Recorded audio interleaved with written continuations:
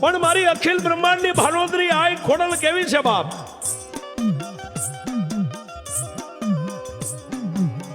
કે એક દિવસ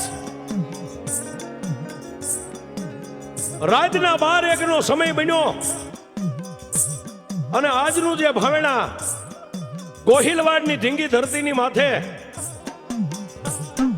જે રાજપરાનો થડો કહેવાય આય ભગવતી આપો આપ જ્યાં બેઠા છે અને હજારો માણાના દુઃખને ભાંગીને ભૂકા કરે છે. ઈ મારી આય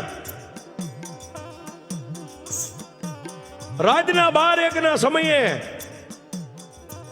રાજપરાના થડેથી આપોઆપ માં ભગવતી પ્રગટ થઈ.